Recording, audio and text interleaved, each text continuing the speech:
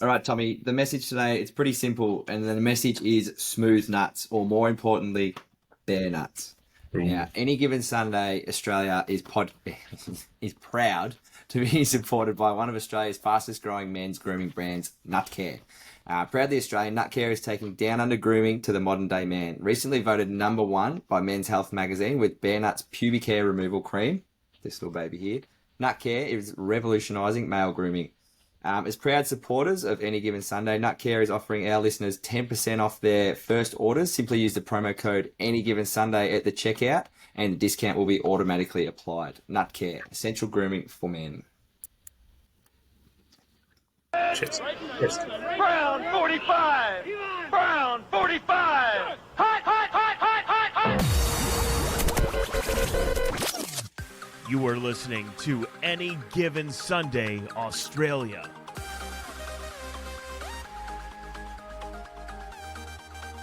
Yes, hello and welcome to the Any Given Sunday Australia podcast, the number one podcast in at least two households today. The Good on Australia head office, one studio over in Winnipeg, Kentucky. We're still pretty big in Kentucky. Actually, I'll just show you the Berry brothers are in Kentucky.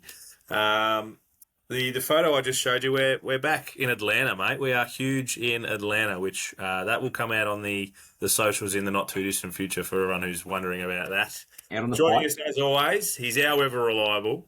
He's not as I don't want to say he's unreliable, but he's a bit in and out, the other boy. Oh, early fires. Down in his basement where we don't talk about at Tim Carty AGSAU. How are you, TC24? In the location that shall not be named, unless you want to trawl back through some earlier episodes. Yeah, It's go pretty back. obvious. You can pinpoint exactly where I am, I reckon. No, but just obviously because the potty's getting huge, we just don't want, crazy fans and things The coming fans. And you are the only one we've trying actually to said. record. We've only ever said where you live. We don't say where me and Danny No, live. that's true. So if I start getting people knocking at the door, I'm going to have to start dropping some other addresses. But no, going really good, brother. Good to see you. Huge week 2 in football to cover off. Plenty to cover off. So let's hook into it. Did you get across a bit more than you did week 1? This week was a little bit quieter for me. It was nice. I did have the day, went up and watched our boy Maxi Rampling in his grand final up in Wangaratta, playing for the Bright Mountain Men. Unfortunately, they didn't get the job done on the day, but no, it was a good day to get up there. Cracking weather, cracking spot for footy. Great oval. But yeah, unfortunately, didn't get the chockies, the big fella. So disappointing there. But yeah, I did manage to get my head across a few more games this week. Luckily, my head was I was a little bit of more sound mind. Yeah, not as this foggy, weekend. not as A few less celebrations going on. a little bit clearer. Nice. Yeah. I don't want to point out the obvious, but our work experience kid turned pro is away. He's taken some family leave. It's the today, elephant not so- in the room. Yeah, Unfortunately, exactly. He has taken family leave. He's doing the right thing. as always, you're a good boss. The importance is it's always family, work, then potty. So Yes, it's the 100%. triangle, and family's always at the top. Yeah. So he's doing the right thing today, which is good. We like that. So around here. A couple of things we're going to mention before we get into Assistant Tim's injury report. Let's go. Nurse Tim, maybe. Nurse Tim, yeah, maybe. That'll Yeah, do. we'll go with that. Our Danzen Game Pass link is still live, and it'll be live for the whole season, but our competition runs right up until kickoff on Friday morning for us. Yeah, correct. So I'll put out Which some is more the on the Thursday night socials. primetime game, obviously for anyone else playing overseas. Yes. Yeah. I think So it'll make be- sure you get in to go in the competition when to you let win me- some prize packs from us and NFL Australia. Yes, get your teeth into it. We've also got, as always, our merch 10:15, store. 10:15 Friday morning kickoff. 10:15. And the game. What's the early game? We'll get into it later, but it's The Thursday games, the Giants 49ers. Giants 49ers. So before Mitch Wishnowski kicks off, Each wish. make sure you get into it. Yeah. And our merch store, as always. Actually, I had a few boys from work getting right around it. I've got the old school shirt on today, bit of I've been stuff. rotating the older stuff through too. It's nice just to blow the cobwebs off and run it through. But I wore this on the way home from work this morning. I just had to go through the mess to fill up the drink bottle and got a lot of positive feedback about it. So Nice. I've had a Exciting. lot of boys, just the different teams coming out. It's good to see that they some of them look real crisp, which is Yeah, good. yeah. Yeah, don't forget we've got all teams' colours in any given Sunday style. So have a look at the merch store there. Treat yourself. Yeah. All right. I know you are the nurse of the group, but we'll still run with the.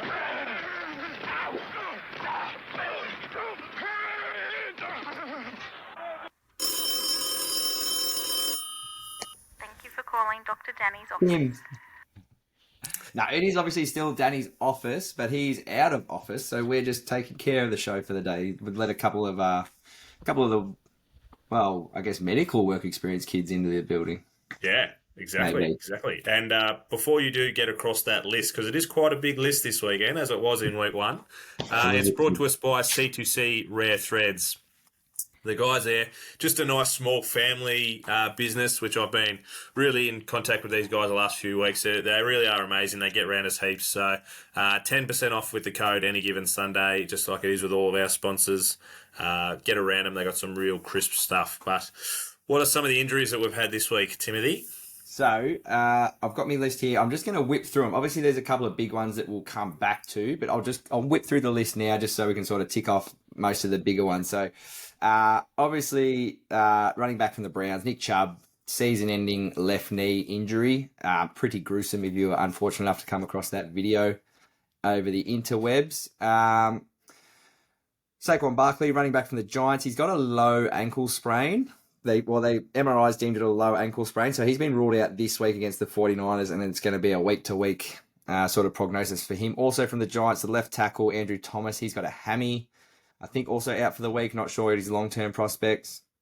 Lions safety, CJ Gardner-Johnson, he tore his pec. So potentially looking at a season-ending injury there. It just depends, I suppose, on the nature of the injury. But Pec's a hard one. Are we going to talk? Is that one we're going to talk about? no, I'm going to whip through the list. But potentially season.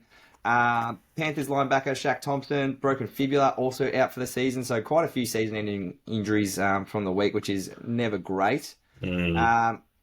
Safety out of the cards, Buda Baker. He's got a hammy issue. He missed week 2, but they've placed him on IR now. So he's going to miss a minimum of 4 games, not including the game that he already missed week 2. So he's out for another 4. There's a few guys within the concussion protocol, so I'll just roll through a few of them. Colts quarterback Anthony Richardson, saw him get the head knock with the whiplash when he scored his second touchdown. He's in protocols, looking good. Raiders wide receiver Devontae Adams, he was pulled out of the game, I think, in the 4th quarter. He's looking good, is all reports, but he's in that protocol. And also Dolphins wide receiver Jalen Waddle, he's in the protocol as well. So their availability for week 3 is determined by how they progress through the protocol. So no call been made on them yet. Ravens wide receiver Odell Beckham Jr., he's got an ankle issue at the moment. You'd think they'll keep him on ice until, they've got him for the later part of the season sort of thing. He doesn't need to be primed and firing now, so they'll probably keep him on ice and be pretty conservative there. And just the last one I've got on the list, the Lions running back David Montgomery. He exited the game with a thigh injury. So he's just sort of a week-to-week prospect as well. Not sure if he's... It's just more a bit of a corky, that one, I think. Yeah. Bruising. So that was just a bit of a list of the main ones on the list there. There's probably, plenty more, but there are obviously a few big ones that we can roll back through. And I think you wanted to touch on CJGJ. Yeah, just like you said, the nature of the injury and whether he'll actually need the surgery or if it can be rehabbed. I know that the pec tear, we had one last year. Was it TJ Watt? I think he it went was. out. Yeah, it was either a pec or a bicep, but same kind of mechanism injury. And yeah, he was able to rehab it and be back within 4 weeks, where it sounds like the early news is that it's a surgery and he might be gone for the year. Early reports, it's looking like the year for CJ, but you're just not sure. Like, and obviously every injury is different for everyone, but yeah, probably looking at season ending, and then good timing. Obviously, excuse me there. Obviously, the other massive one was the Nick Chubb injury. Obviously, huge implications for the Browns. He was their running back number 1, but also huge implications if you play fantasy. He would have been probably the first rounder in a lot of teams. I know he was in one of mine, unfortunately.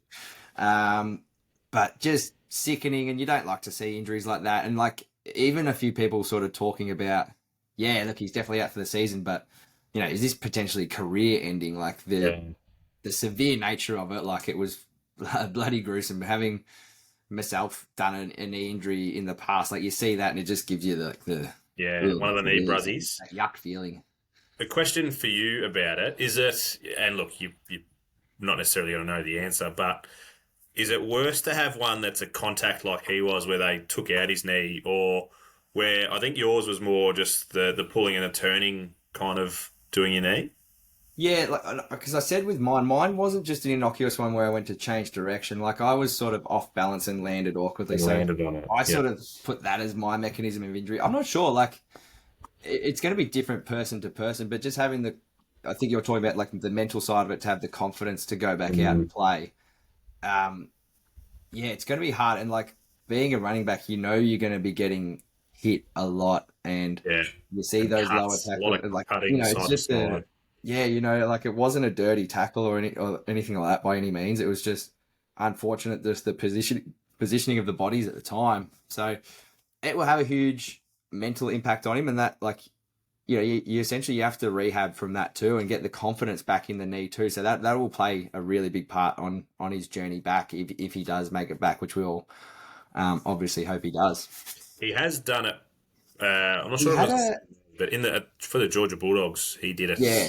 Today. And another one that was very serious injury before. That's right. Yeah, another gruesome one. I think that was a hit. He was same hyperextension of the knee, but just didn't look good back then. But he did make a full recovery and came back. So, and was his explosive self in the NFL. But yeah, so it was a full dislocation and multiple ligament damage. The one on the weekend. So that's going to be a very long road back. When the TV. It was ESPN, obviously. When they don't show the replays... That's generally a good sign that it's a bad one. Yeah, good sign that it's bad. A bad sign that it's good. If you know what I mean, yeah. Yeah. That was another extensive list, mate. You've done well to get through. And it's unfortunate. The attrition rate is pretty high. And obviously, like another one, that people have watched pretty closely is Saquon Barkley. Yeah. They've come out and they've said, because it's a low ankle sprain, not the high ankle sprain, or syndesmosis, like it's called over here. Yeah. They've just come out, it's just a regular sprain. He'll be week to week. Week and they've even said he could play this week. They haven't ruled him out yet. They have ruled him out. He's officially out this week, I'm pretty sure. He's officially out this week. The latest I saw was he was officially out this week. Okay. I heard Dayball, last I heard was he's not throwing it out, but I'm going to go with the nurse over my opinion.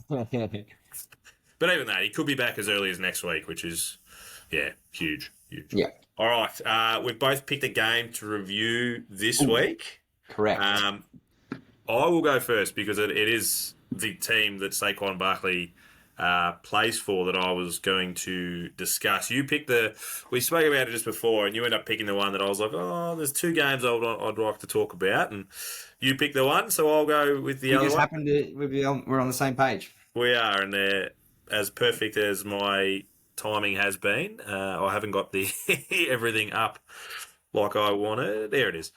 So I've gone with the Giants versus the Cards. Now, it wasn't the most glamorous game of the weekend, but I think it could be a pretty huge game for the Giants season. They were 20-0 at halftime down.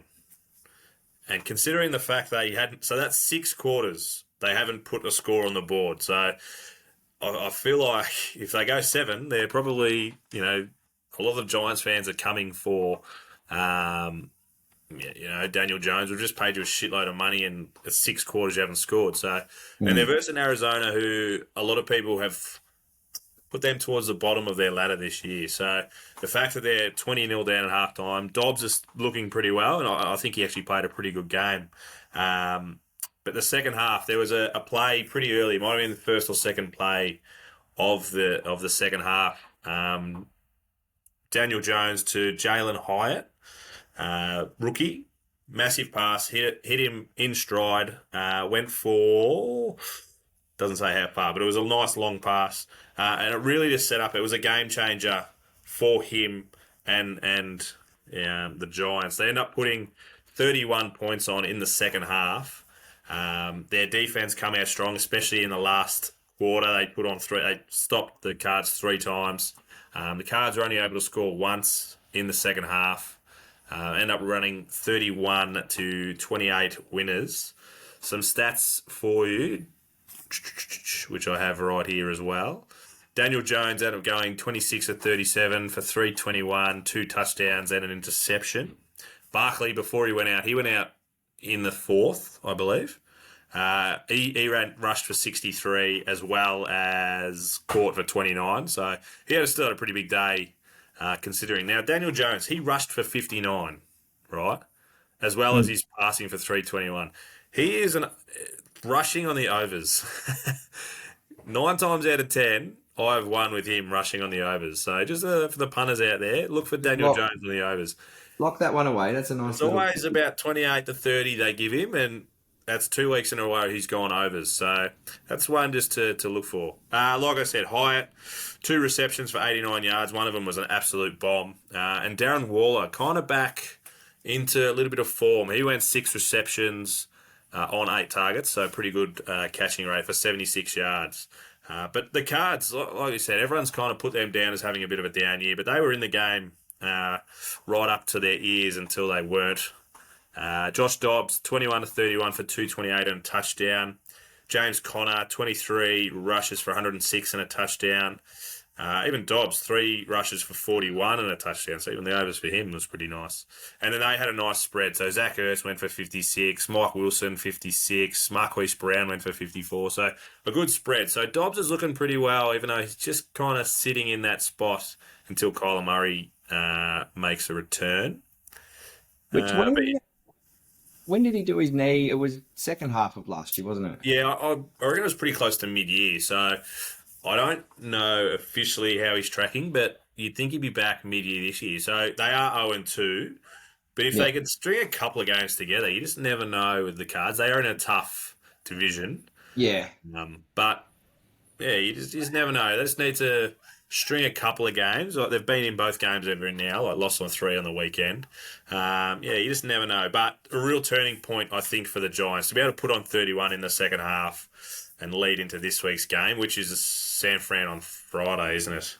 Friday morning, Thursday. Yeah, so that's a tough one to lead into, but you'd rather lead into it with a win than 8 quarters with no scoring. Yeah, for sure. And like you said, the biggest thing, coming off 6 quarters without scoring, and they'd had 60 points put on them.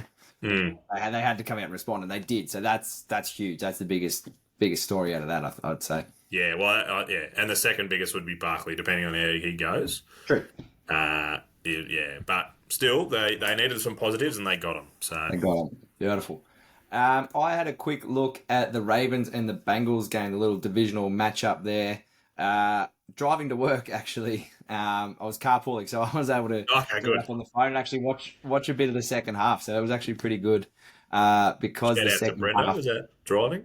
It was Brendo driving. Thank you, mate, for allowing me to do a bit of research or just a bit of homework on the way to work. But yeah, the Ravens obviously come away 3-point winners there. Bit of the talk out of the game is Joey Burrow probably tweaked his calf a little bit towards the end of this game. It might have been in that last quarter. He definitely, I saw he went off at one stage and he had the Thera like massage gun, just trying to keep the blood flow going to the calf. So I don't know if it was just feeling tight. He definitely doesn't feel comfortable yet, and I think he's even come out and said that missing a bit of training camp and stuff like that when he did the calf initially is impacting him, and it's showing. Like with the slow start, they're 0-2.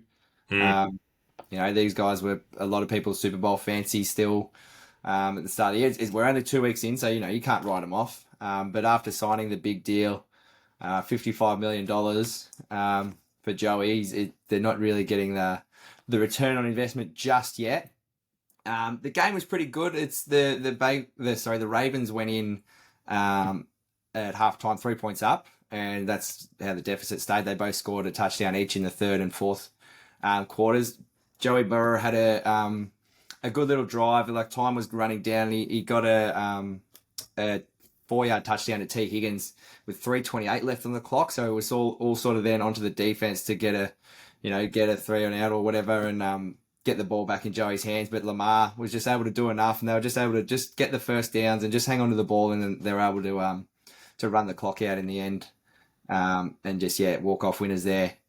So Ravens sitting on top in the AFC North, 2-0, and Cincinnati probably to a lot of people's surprise 0-2 on the bottom of the division there. That calf injury just doesn't seem to disappear, does it? Well, it's just nagging, and it's like they can be a bit hard to shake. I've been touch wood, lucky enough I haven't had too many calf injuries myself, but playing with people that have gone through them before, they can be a bit nagging and tough to shake. But just some quick stats from the game. Lamar went 24 from 33 for 237 yards and a couple of touchdowns. Rushing, Lamar's had 54 himself, so he's had a pretty productive game. Gus Edwards, 10 carries for 62 yards and a touchdown. And then over on the Bagel side, Joey went 27 of 41 for 2 touchdowns and an interception. Both his touchdowns to T. Higgins there. And Joey Mixon rushing for 59 off 13 carries. That's it. Lamar's he's not setting the world on fire, but doing enough just to get the W, isn't he? Doing enough. And Zay Flowers has been looking good. He had 4 receptions for 62 yards. So he's been, pretty productive. Mark Andrews, what did he have? Andrews had 5 receptions for 45 yards and a touch. Yep. So he was pretty good off 8 targets. Yeah. He's the Travis Kelce of the Ravens. So I think he's a real yardstick kind of player. And that's pretty good production from your tight end. So huge. That's pretty good going. So things are looking pretty good for Wally's Ravens. Yes. So Wally. Yeah. He'll be happy. He will be. Perfect way to start 2-0. Just getting into the groove. And like we touched on before, Odell went out with the ankle injury. They'll probably keep him on ice. Be pretty conservative, I would have thought. Save him for probably the back half of the year. Yeah, smart. That's what he wants to play anyway. He's already come out. Remember he said he's like, maybe I don't even play regular season games. Maybe I'm coming on a playoff specialist. They don't count really. They only come when they count. So yeah. All right, we'll move on to the news because we do have a fair bit of news to talk about. The first one is the replacement. Actually, I should say the news is brought to us by American Connection with a K. The lads out there, they've actually got a competition running at the moment, not with us. So, but I saw this. Yeah, not 100% sure what the competition is, but go and check them out. You can see all the gear. What was that? Was it the backplates? Yeah, I know it's about sporting gear, but yeah, that's the backplates you can see on the screen now, which I'm still going to get one. School holidays, I need them. That gold one, I saw that gold one. Gold one looks bloody shit. I'll tell you that much. So the first news that we had is, and it came out really late or early, depending which way you want to see it, last night. I was actually awake at work when it came out, so I was straight onto the Twitters or the X's and put it out first in Australia, which I'm pretty happy to say that Kareem Hunt has been brought back. Might have something to say about that. Yeah, he wasn't awake. You got to be awake for these things, mate. It was like 1:30 this morning. I was up there, and you can check the X's and sector times. I sent it out to NFL Australia and said, look, first here.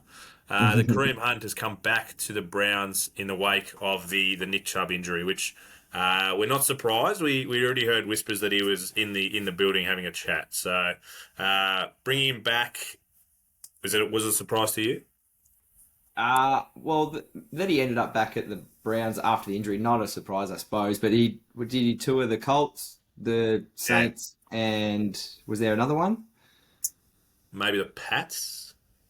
Maybe, I'm not sure. But he had obviously he'd been shopping around a little bit. And just there wasn't a deal done, so it just made perfect sense as soon as Chubb went down. Yeah, it made perfect sense. It's a system that he knows.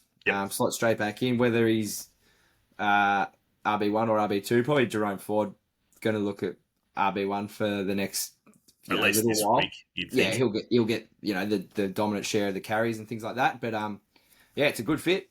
And as unfortunate as the Chubb injury is, like this was probably like a better case scenario of, someone coming back straight in, knows the system, fit in pretty well. And was it a 1-year deal? I think $4 million or thereabouts.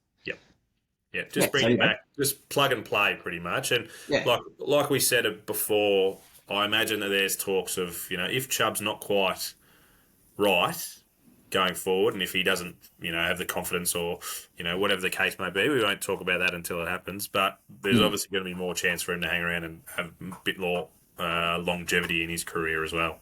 And then it's, not the onus, but the incentives there for him to have an absolute ball-out year too. Yeah, 100%. 100%. So he made a comment that he was waiting around for the right deal to happen, which I get that, but we're into week 3, mate. Like, how much are you going to wait? And that's the thing. This is very convenient. Like, where was that deal coming from? So it doesn't sound like too many people were jumping in his services. The chips have kind of fallen his way a little bit on this one, and he's been fortunate. So, yeah. Another running back that has been signed, and he was actually, I'd almost say forced out of the building because Cam Akers is signed with the Vikings, the Rams, former Rams running back, who's been quite productive for the Rams over the years, but just kind of fallen out of favour as much as prior to this story coming out last night or early this morning. His coach, Sean McVay, actually come out and said, the best thing for him, we're going to look to move him on, which you don't really hear that too often. Do you feel like that's just he's maybe like the system's not working for him anymore, or they don't feel like they're getting the right production out of him for whatever reason within their system, or maybe there's a locker room issue, or something like that. For a coach to come out and say that, it's pretty interesting to hear words like that. That we feel like we need to move him on.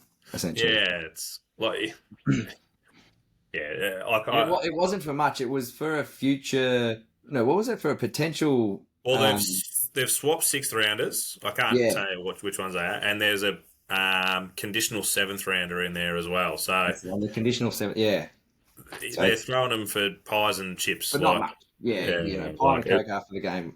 Yeah, thanks for boundary umpiring. He's the runner. Thanks, buddy. Yeah.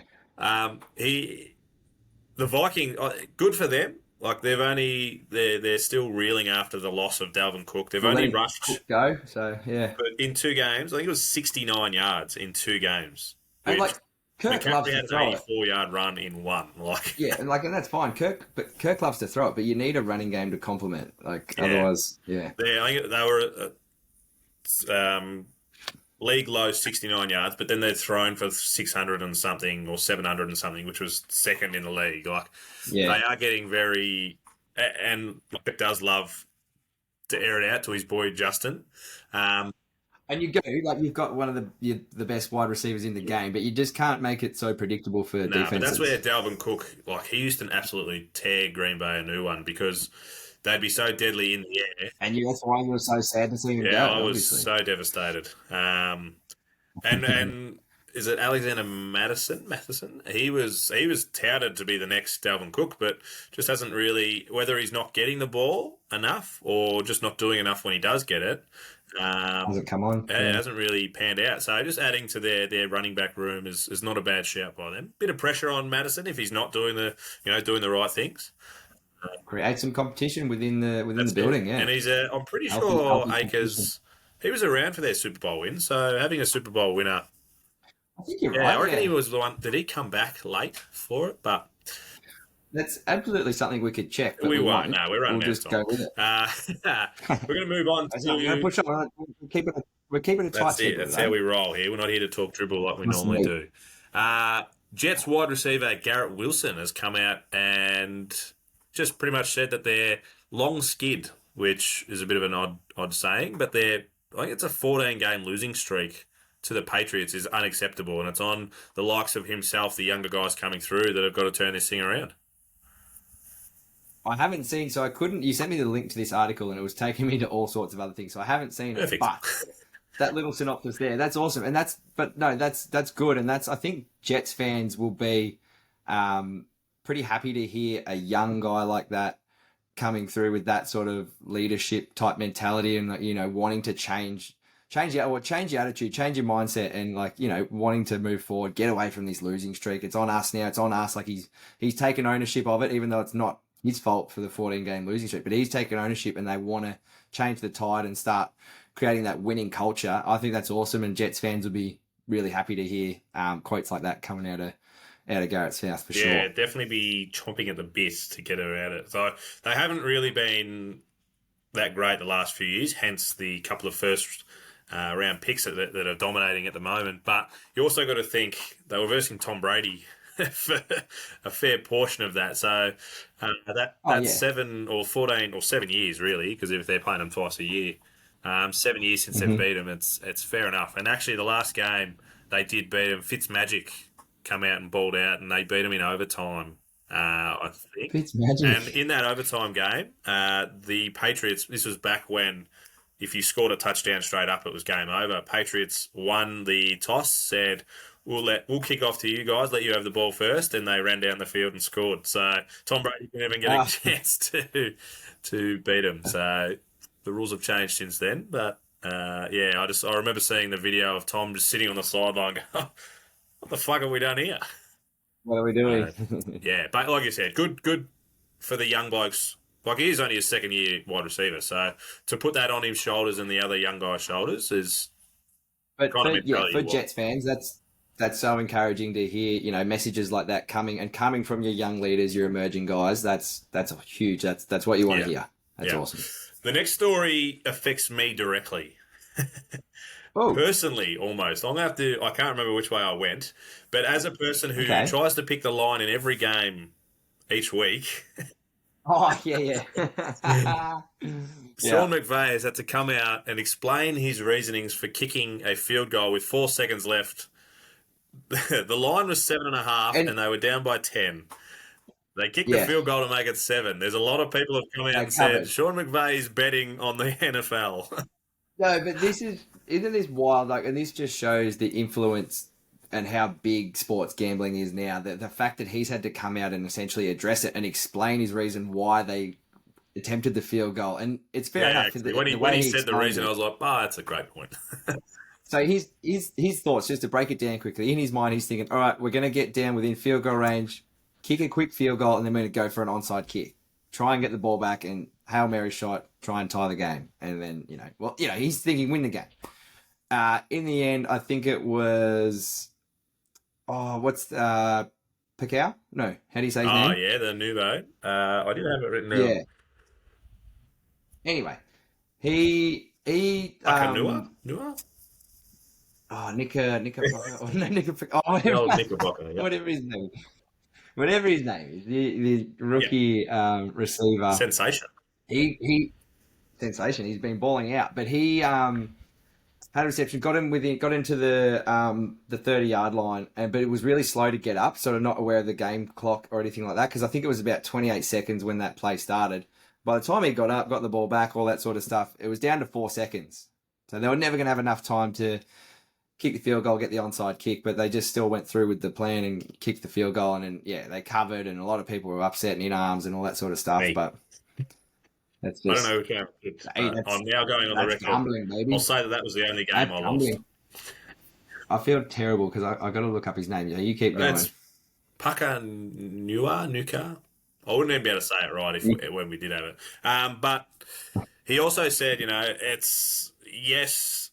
it doesn't look great.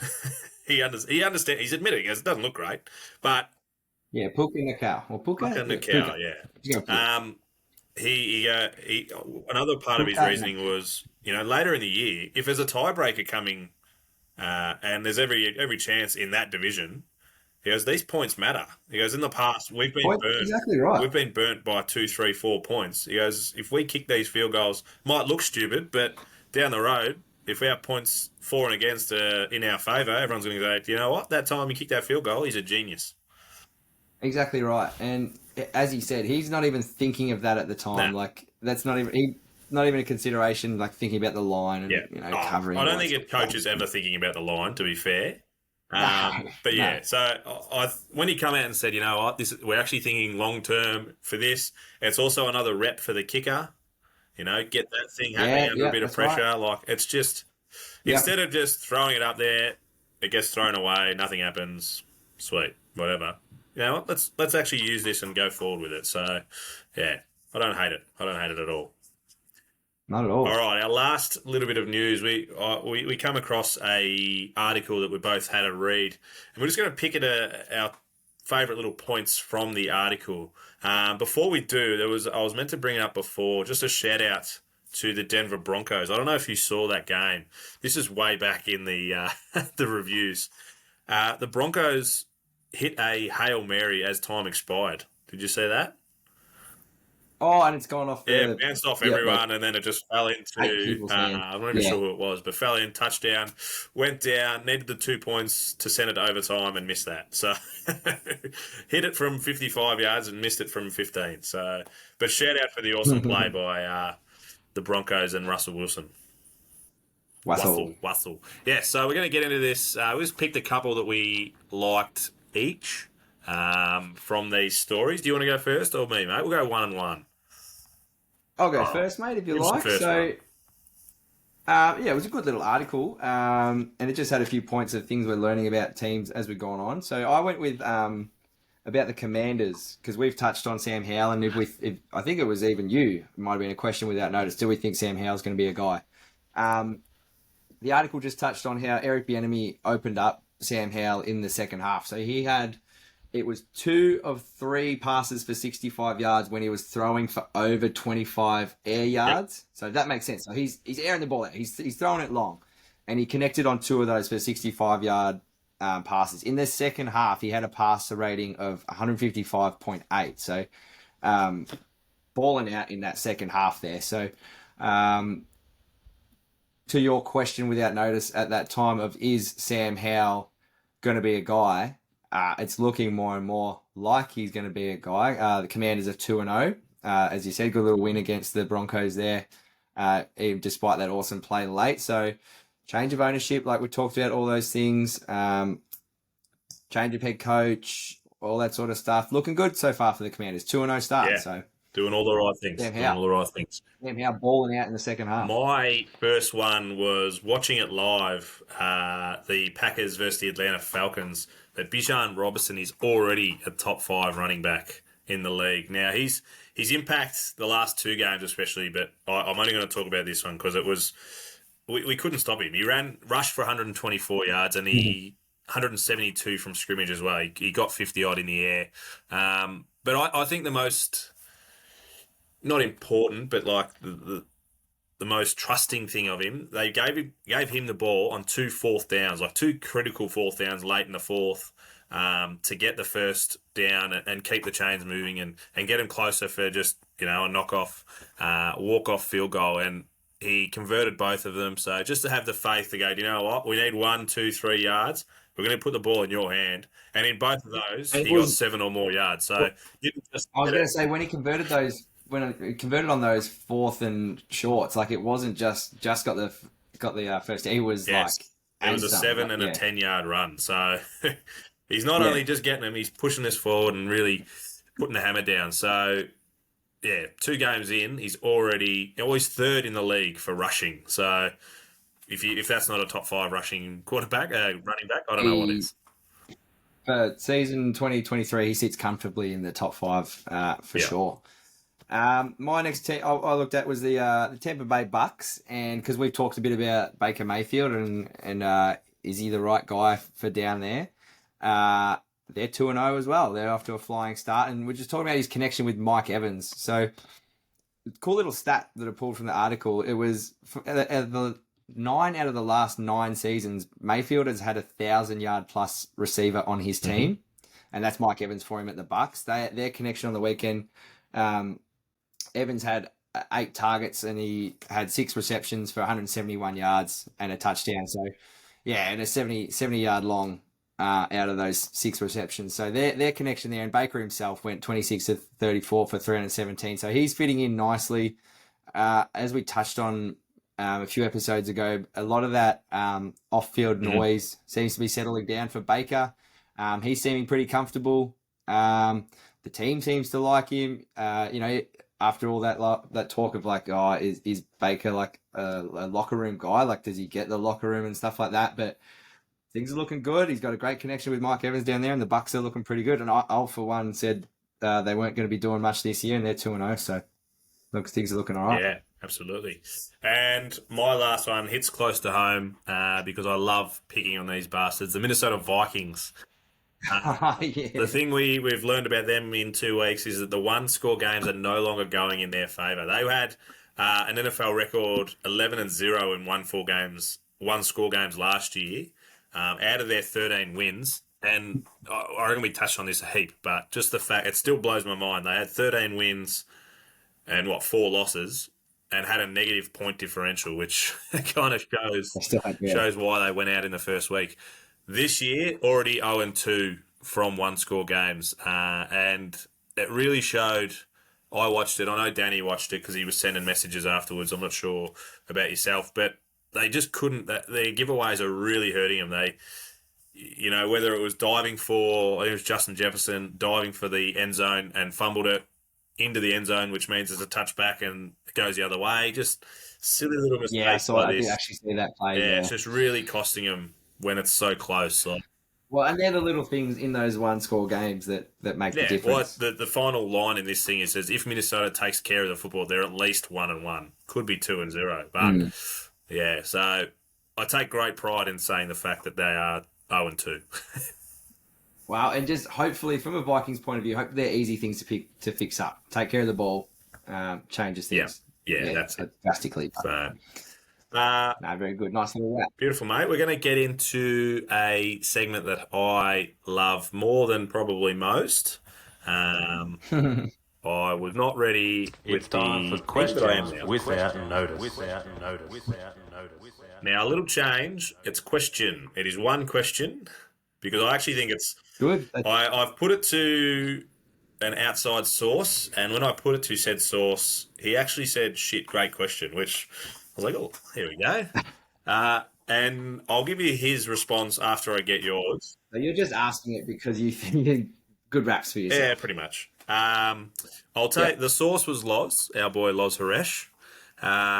Yes. So when he said great question, I was pretty chuffed with myself. But the question I'll put to you, and I'll give you his answer once you've done, is: do you think the running backs this year have shown the hesitation from owners and front office to not pay them, or be hesitant to pay them, was actually correct with the amount of early injuries that we've had so far to running backs? Now, if you want to a couple of the running backs that are down, obviously Chubb's gone down, Barkley's gone down, Aaron Jones has missed. Eckler didn't play this week. And that's Eckler didn't play this week. missed and still not 100% going this week. Some huge names in teams and fantasy teams. Yeah, I can see what you're saying, but I feel like it's still a cop-out for the owners. It's an excuse. It's a way to use an excuse to drive down the price, which is ultimately business-wise what they want to do. They don't want to have to pay overs. I think it's the NFL. It's the not for long. It's the high attrition rate. There's injuries at every position. They're just highlighted at the running back at the moment because it's the stars. It's the out and out stars of the game that are missing at the moment. I don't like that as an excuse not to pay him. No, fair enough. And it is though, but it is, and unfortunately, it is a reason. That is the 100%. Use it, and unfortunately, they will. Yeah. So I'll read Loz. I was going to get him to do a little video, but I wasn't quite sure how to actually work it out. So I'll just read it. So his first thing he says, "Great question." I was like, "Yeah, bloody oath." You've said that. The great question that I put to him, he said, "I think many front officers' hesitation to get," and I loved his response, and it's very similar to yours, to give running backs long-term money deals makes entire sense due to the pure numbers and toll of the physical collision of the position. However, just because it makes sense doesn't make it fair. That position is a unique spot from a usage standpoint, and I'm fully on board the salary cap and draft allowances for running backs being explored. That could be early draft entry, shorter term rookie contracts, or even a proportional salary cap exemption for running backs. They are massive stars of our game, often the first names that we learn and fall in love with the game because of. So, Yeah, so I feel like we're on the same yeah, page. 100%. It makes business sense, but don't like I it. think the line that he said, where just because it makes sense doesn't make it fair. Doesn't make it That fair. is Yeah. 100%. So, yeah, but And you know what? It's ironic and unfortunate timing that after all the noise about the running back market, that all these big name injuries well, I happen. think, and the fact that Saquon Barkley was one of the ones making the noise, and he's now gone down. Like, he's making a rod for your own back, aren't you? A little bit, unfortunately. Unfortunately. All right, let's get into the later part of our episodes. We've picked a game each that we're going to talk about. We are missing a third game. We're going to do the primetime games. It is another week of 2 primetime Monday night games, which I enjoyed having I side like by it. side. It was Yeah. hard to watch, but not for me because I was on Game Pass and I had them side by side. So that was brilliant for me. So make sure There you go. get on to it. If ever there was a reason to jump on, it's these double absolutely. headers. So we'll give a shout out to the Friday game for us, which is the 49ers and the Giants. Hosting the Giants. Just a quick one. How do you see it going? 49ers. I feel like the 49ers, I don't know what the line is, but I feel like they're going to... I feel like they're going to bully them. Yeah. I'm sure the line's probably about the 7.5 off the top of my head, and I reckon it'd have to be right. I reckon they will beat them. But the second primetime game is all yours, mate. Go ahead. Yeah, so I'm just going to quickly touch on, it's my boys, the Raiders, hosting the Pittsburgh Steelers, both sitting 1-1. They're actually, if you go to the conference standings, which I do have up, they're sitting 4-5 in the AFC, which is probably a bit of a surprise to a few people, but it's early doors, as we said, 2 weeks in. Both going okay, better than expected. Big thing for the Raiders, we need to run the ball a bit more. We need to work on offense. I saw an article saying our defense can have a bad game, but our offense just can't. We need to run the ball. We've got the leading rusher from last year, and there's quite a few stats coming out about. He had negative yardage last week, Jacobs, and it's the first time since the merger in 1970 that the league leading rusher from the previous year had a game with negative yardage. So that's not a great sign. We need to get the ball in his hands, get him running the ball up the field, and just let Jimmy G work. Just work the system, do your Jimmy G things, and we should take care of the Steelers. But the Steelers are an absolute wagon on defense. TJ Watt and who's his mate on the other edge? Cam Hayward. Is it? He's not on the edge, but he's another one of the big boys. But they're absolute game wreckers, and TJ's had an awesome start to the year. So look for them. He's on the track. Defensive He's on track side for of the ball 34 sacks. Yeah, the league record I think is 28 or something. 22 and a half. Or 22 and a half. I knew it was in the 20s. Well, there you go. He's on track for 34.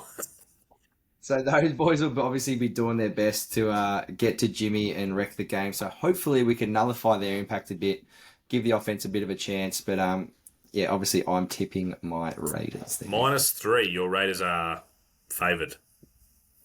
Favourites, yeah. And to go back, I just checked -10.5 for the Sim bet. For the 49. There you go. The game that I am previewing is the Philadelphia Eagles and the Tampa Bay Bucks on 9:15 on Tuesday, Monday night game, Tuesday. Yes. Now, I think this is going to be an interesting one because, like you said, it's in Tampa. which always kind of leans their way, doesn't it? So, and Baker and the boys have been balling out. Like, to go up to Minnesota and get a win week 1 is huge. And the Eagles, I don't think they are 2-0. They are both 2-0, but they haven't lit the world on fire.